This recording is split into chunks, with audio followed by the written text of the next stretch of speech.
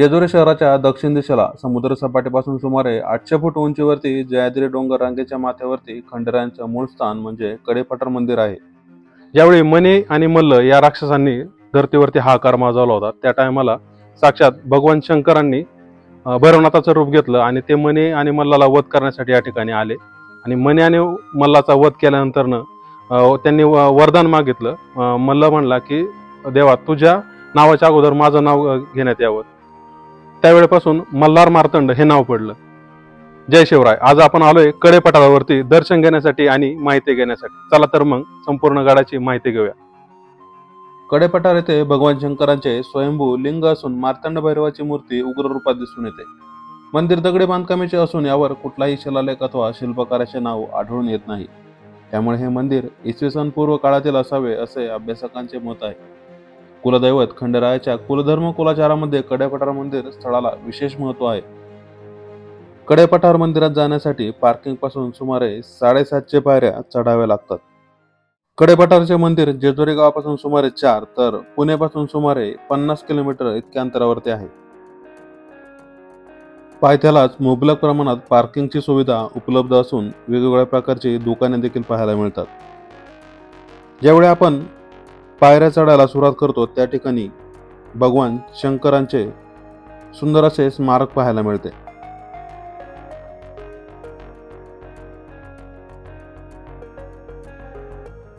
सोमवती अमावस्येला या ठिकाणी देशाच्या कानाकोपऱ्यातून लोक येतात। आषाढ महिन्यातील गणपूजा या पूजेला धार्मिक विधीमध्ये मोठे स्थान आहे। पूजेच्या दिवशी स्वयंभूलिंग भंडाऱ्याने आचरले जाते व पूर्ण गाभारा भंडाऱ्याने भरला जातो। रात्रभर सनई चौघड्यांचे वादन व लोक कलावंतांची लोकगीते सादर होतात। मर्दानी दसरा, विजयादशमीचा पालखी भेटाभेट सोहळा व आपटाभोजन हा विधी देखील महत्वपूर्ण होय। कडेपठारच्या पायऱ्या सर करत असताना मध्यभागी आपल्याला डोंगर कपारीमध्ये बानोबाचे स्थान पाहायला मिळते। बाना ही खंडोबाची दुसरी बायको।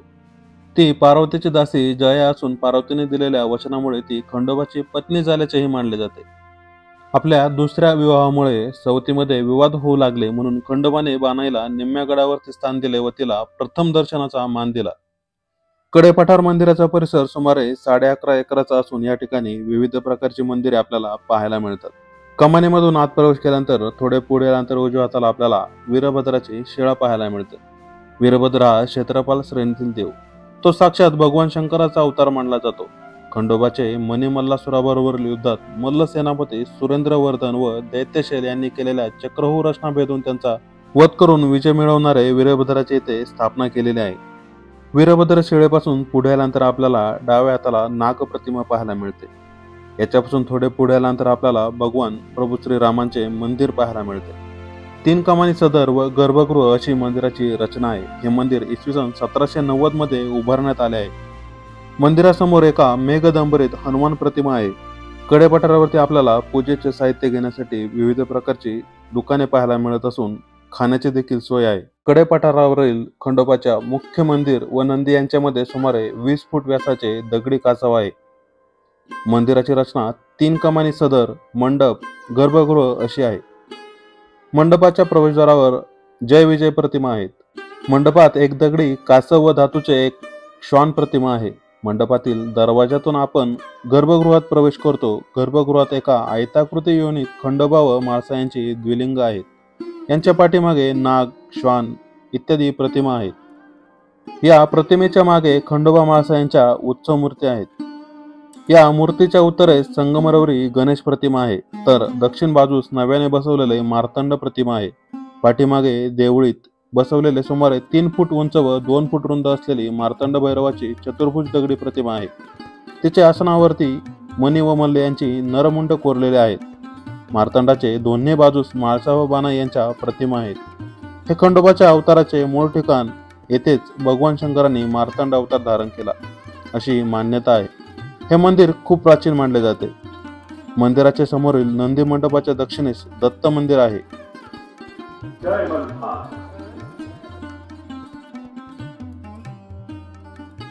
या दत्त मंदिरामध्ये आपल्याला अनेक मूर्ती पाहायला मिळतात। या मूर्तीसमोर गोविंद बाबांची समाधी आहे। गोविंद बाबा हे योगी होते। इसवी सन 1820 मध्ये गोविंद बाबांनी येथे दत्तमूर्तीची स्थापना केली।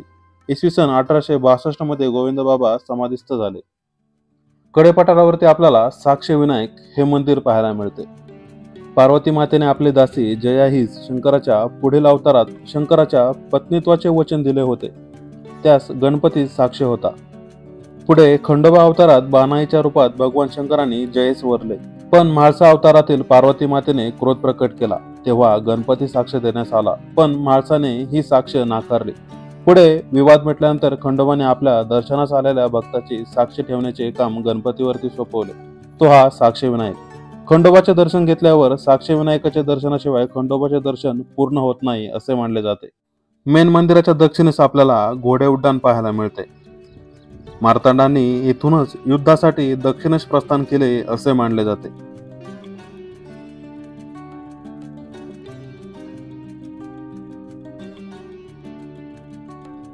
घोडे उड्डाणच्या शेजारीच आपल्याला सटवाई देवीचे मंदिर पाहायला मिळते.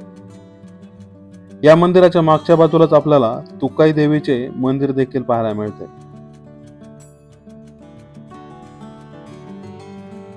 तुकाई देवी मंदिराच्या मागच्या बाजूला आपल्याला भोलेश्वराचे मंदिर पाहायला मिळते. कडेपठाराच्या मुख्य मंदिराच्या बाजूने देखील आपल्याला विविध प्रकारचे मंदिर पाहायला मिळतात, त्यातीलच एक माता तुळजाभवानीचे मंदिर. मंदिराच्या पूर्वेस म्हणजेच समोरील बाजूस आपल्याला विविध प्रकारचे मंदिरे आणि विहीर पाहायला मिळते.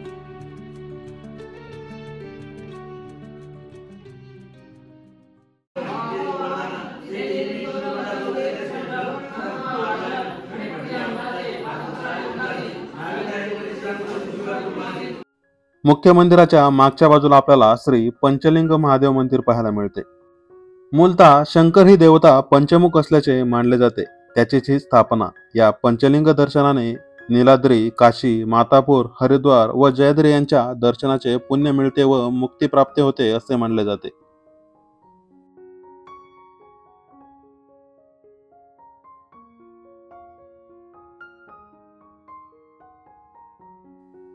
पंचलिंग मंदिराच्या मागील बाजूस खोलदरीत दूरवर दिसते वाघेश्वरचे मंदिर. तसेच कडेपठाराच्या दऱ्यामध्ये जानाईचे पुराभिमुख मंदिर देखील पाहायला मिळते. वेळेअभावी त्या ठिकाणी आम्ही जाऊ शकलो नाही. कडेपठाराचे दर्शन घेऊन मागे परतताना साक्ष विनायकाचे, हेगडे प्रधानाचे, श्री भगवान विष्णूंचे आणि भगवानगिरी बाबांचा मठ यांचे दर्शन घ्यायचे विसरू नका.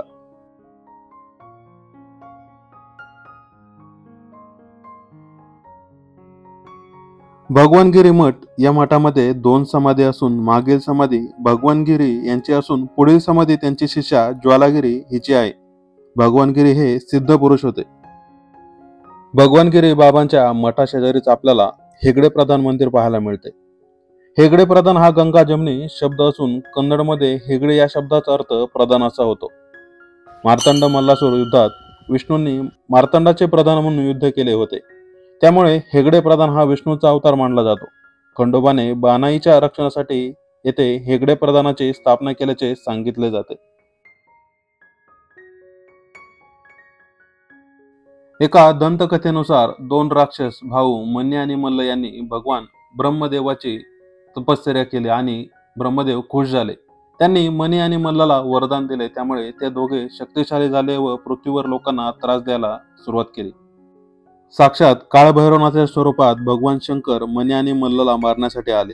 ज्यावेळी मनी आणि मल्लासुराला मारलं त्यावेळी त्यांनी सांगितलं की देवा, तुमचे नाव घेण्याआधी माझे नाव घेतले गेले पाहिजे असे वरदान द्या. आणि त्यावेळी देवाने त्यांना वरदान दिलं आणि तेव्हापासून मल्हारी हे नाव देवाला पडलं. कडेपठाराबद्दल माहिती देण्याचा हा माझा छोटासा प्रयत्न. व्हिडिओ आवडल्यास व्हिडिओला लाईक आणि चॅनलला सबस्क्राईब करायला विसरू नका. हा व्हिडिओ आपल्या मित्र आणि नातेवाईकांसोबत शेअर नक्की करा. धन्यवाद.